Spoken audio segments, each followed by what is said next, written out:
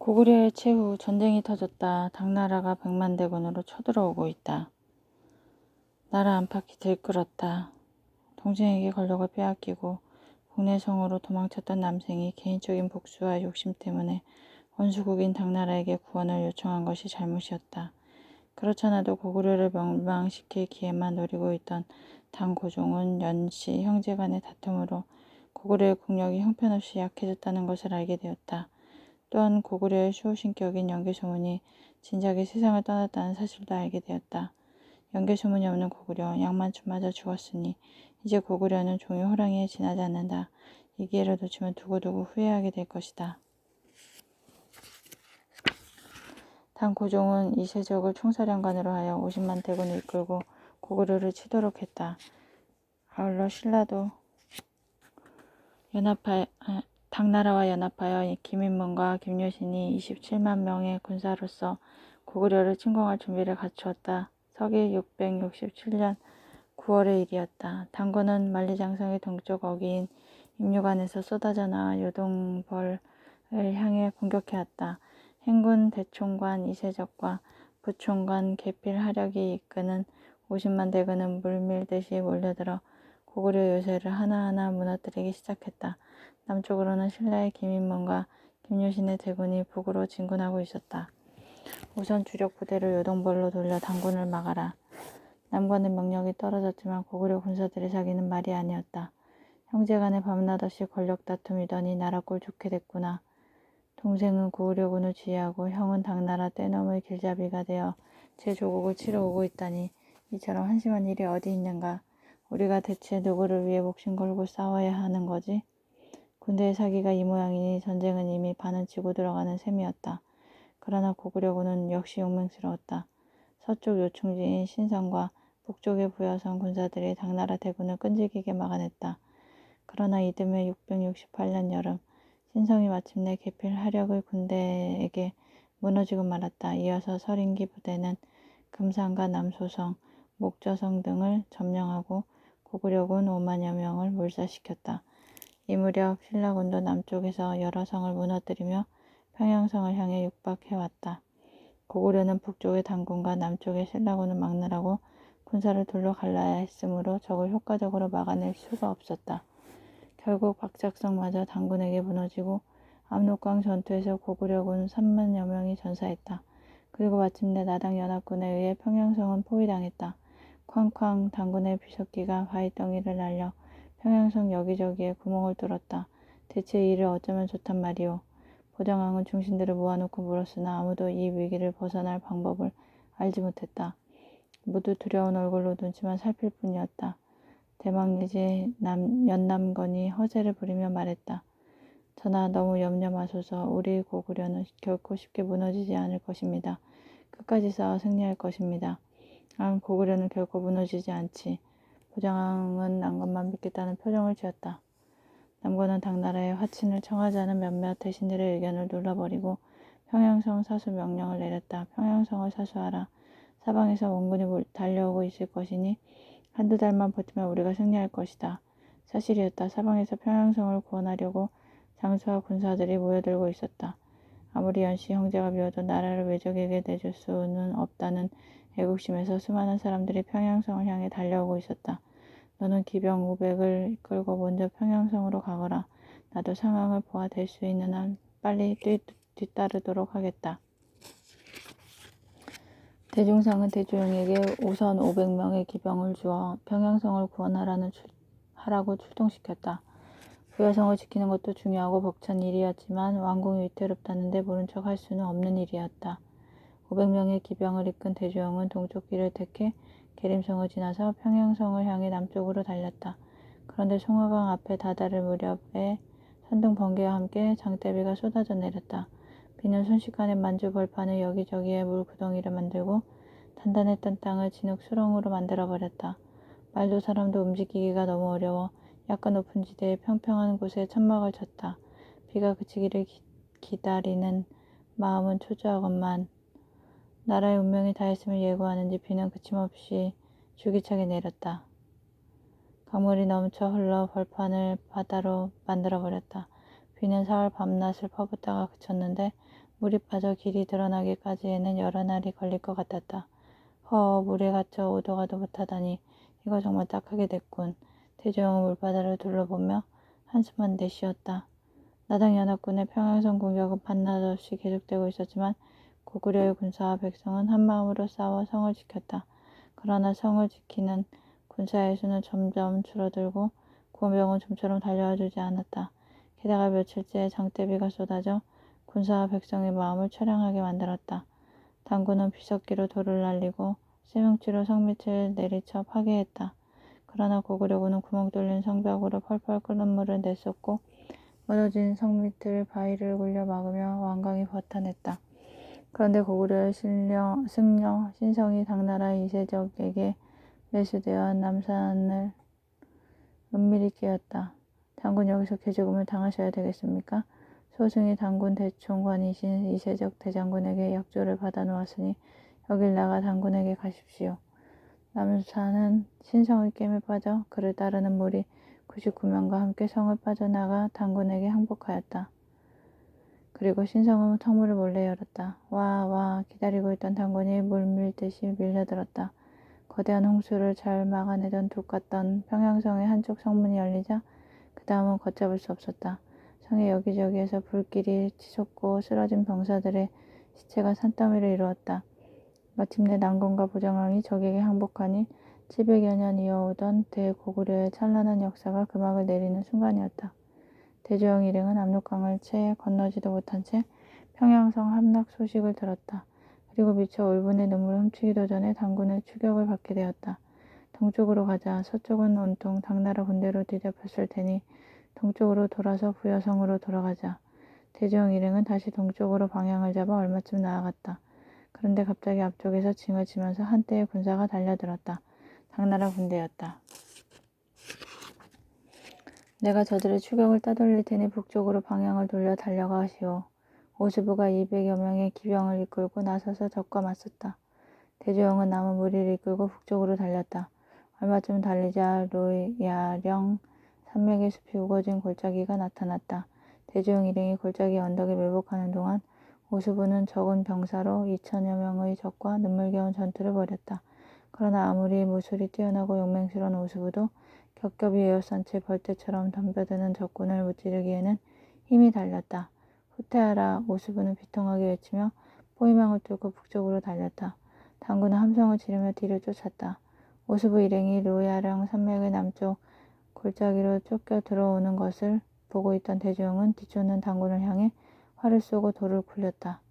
매복을 예상치 못했던 당군은 우왕좌왕하며 정신을 못 차리다가 시체를 겹겹이 남기고 도망쳐버렸다. 이 싸움에서 당군은 1천여 명이 죽었고 대조영도 200여 병사를 잃었다. 대조영 일행은 다시 움직였다. 그러나 이들은 도중에 여러 차례 당군에 추격되어 피투성이 싸움을 벌여야 했다. 이러는 동안 10월이 되었다. 낮에는 갈대밭 지나 솔숲에 숨어 쉬고 밤에는 움직이는 고단한 여행길은 10월이 되면서 추위와도 싸워야 했다. 그동안에 500여 명의 기병은 200여 명으로 줄었고 식량도 동이 나고 말았다. 살아남은 200여 명의 병사의 몰골도 말이 아니었다. 찢기고 때에 절은 군복만으로 추위를 막기 어려워 들판에 나뒹구는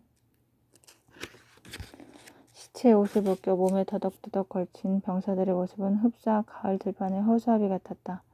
병사 중 부상자가 거의 반이었다. 굶주림과 추위에 떨며 고단한 행군을 하는 이들에게 무심한 하늘은 진눈깨비마저 뿌려대기 시작하였다. 대조영 일행은 늪지대를 치고 북으로 행군하여 며칠 뒤 부여성이 내려다 보이는 동산에 다다랐다. 그런데 부여성 성문 위에 고구려 기가 아니라 당나라 기가 나부끼고 있었다. 부여성도 이미 당군에게 함락당했단 말인가. 대조영은 크게 실망했다. 설마 했는데 부여성마저 당군에게 점령당했다니 기가 막히고 눈앞이 깜깜했다. 그렇다면 성주님과 가족 그리고 주민들은 어찌 되었을까요? 이날의 말에 대조영은 비로소 부모님과 아내의 안부가 걱정되었다. 혹시 성 안에 갇혀 계신지도 모르겠네. 그러자 오수부가 주먹을 불끈 쥐고 나섰다. 공격합시다. 공격해서 성문을 깨부수고 들어가 성주님과 주민들을 구해내자고요. 오수부는 금방이라도 창을 잡고 말을 달려갈 태세였다. 이봐 자네. 앞뒤 생각 않고 덤비는 그 성질 좀 고치게. 지치고 부상당한 200여 명의 병사로 수만 명이 지키는 성을 공격하자니 제정신인가? 이나루의 말에 오수부는 불같이 성을 냈다. 뭐 제정신이 아니라고? 나보고 미쳤다는 거야? 오수부가 눈을 부릅뜨며 금세 달려들어 이나루를 칠 기세를 보이자 대조영이 막아섰다. 왜들 일어나 머리를 맞대고 지혜를 짜내도 어려운 판에 우리끼리 티격태격 해서야 되겠는가? 그러자 이나루가 나섰다. 오수부 내 말이 지나쳤으니 용서하게. 자, 우선 성주님의 생사부터 확인할 방법을 찾아봅시다. 이날은 어두워지기를 기다렸다가 성 안으로 정탐꾼을 들여보내자고 했다. 그리고 그 정탐꾼을 자원하고 나섰다. 알았네, 그렇게 하세. 대조영은 부하들을 숲에 매복시키고 밤이 되기를 기다렸다. 해가 지자 기온이 갑자기 떨어졌다. 오랜 여행에 지친 데다 제대로 먹지도 못해 허기져 있는 이들에게 추위마저 덤벼들어 뭔가 마음을 떨게 하였다. 가세 정탐꾼으로 자청하고 나선 이나루가 부하 둘과 함께 부여성을 향해 나섰다. 세 사람은 동쪽 절벽과 연이어 깎아지른 절벽을 기어오르기 시작했다. 이나루는 몸이 매우 민첩하여 절벽을 잘 탔지만 두 명의 부하는 애를 먹고 있었다. 먼저 절벽을 기어오른 이나루는 갈고리에 매단 밧줄을 아래로 늘어뜨려 부하들을 끌어올렸다. 예상했던 대로 성벽의 파수꾼들은 당나라 병사들이었다. 성이 이미 당군에게 점령되었음이 틀림없었다.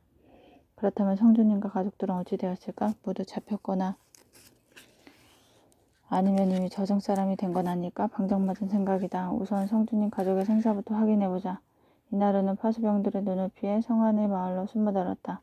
한때 이름난 목수였던 신송계 노인을 우선 만나볼 생각이었다. 마을 거리는 쥐죽은 듯 조용했다. 이따금 당군들이 10여 명씩 무리지어 순찰을 돌며 내는 발소리가 저벅저벅 들려올 뿐이었다. 그 흔하던 개 짖는 소리마저 들리지 않았다. 신송계 노인의 집은 동산 및 외진 곳에 있었는데 벌써 잠이 들었는지 집안이 깜깜했다. 이나루는 살인문을 밀고 들어가 큰 방 앞으로 다가갔다. 개가 죽을 잇대어 바른 방문을 당기자 스며시 열렸다. 방 안에는 누군가 혼자 누워 있었다. 이나루는 어둠 속에서도 그가 신송계 노인임을 한눈에 알아보았다. 신할아버지. 이나루가 속삭이듯 부르는 소리에 노인이 벌떡 일어났다. 누구냐? 이나루입니다. 이도령님? 성주님 댁에 이도령님이 맞습니까?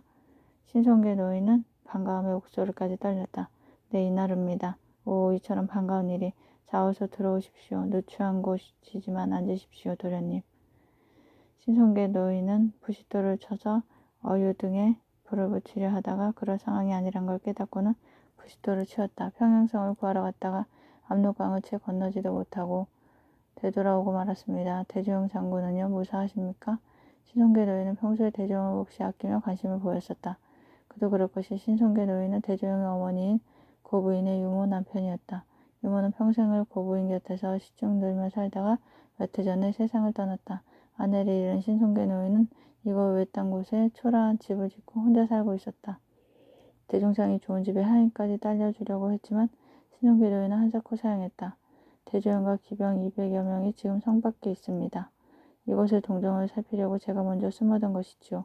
그렇군요. 어쨌든 세 도령님 모두 무사하시다니 다행입니다. 그런데 이곳 사정은 어떻습니까? 성주님과 가족들은 어디에 계십니까? 이날을 부르며 신노인은 고개를 떨구며 한숨부터 푹 쉬었다. 휴, 정말 끔찍했습죠. 병사 성민은 하나로 뭉쳐 3만의 당군을 열흘 동안이나 잘 막아냈습니다.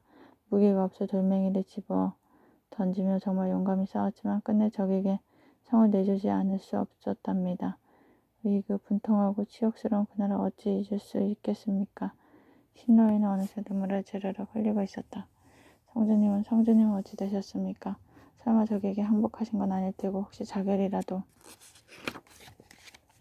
이나루가 다급하게 묻자 신노인은 손등으로 눈물을 훔치며 말했다. 성주님은 성에 계시지 않았습니다. 성에 안 계셨다면 왕성을 구하시겠다고 700명의 보군과 급히 모집한 300여 민병을 이끌고 출동하셨지요. 도령님들이 기병을 이끌고 출동한 지 꼭 보름 뒤였습니다. 대종상이 1,000명의 군사를 이끌고 출동한 이틀 뒤에 부여성은 3만여 명의 당나라 군사들에 의해 포위당했다. 이때 대종상의 부장인 모질화가 성을 지키고 있었는데 그는 성이 오래 견딜 수 없다는 것을 알고 있었다. 모질화는 대야발과 오차몽에게 대종상의 가족을 이끌고 성을 빠져나가라고 일렀다. 오차몽은 대조영의 아우인 대야발의 친구로 대주영보다 6살이 아래였다. 오차몽은 말갈족 출신 고아인데 어렸을 때 대중상이 거두어 키우고 가르쳤다. 따라서 누구보다 대중상을 따르고 충성했다. 그래서 모주라는 그름 있고 중요한 임무를 맡겼다.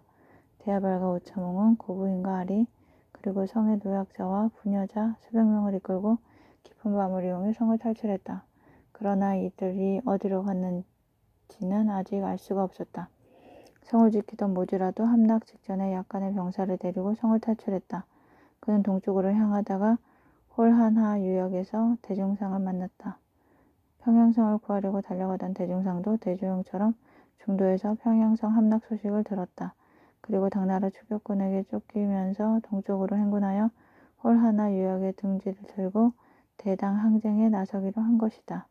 이나루는 성주와 스승이 무사하다는 이야기에 안도했다. 그렇게 되었군요. 그래 이곳 사정은 어떻습니까?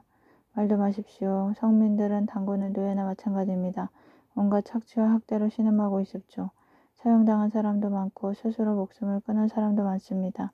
소문에는 곧 이곳 성민들을 사막 지방으로 이주시킬 것이라는데 아무튼 나라를 잃은 백성의 고달픔은 이루 말할 수 없을 정도입니다.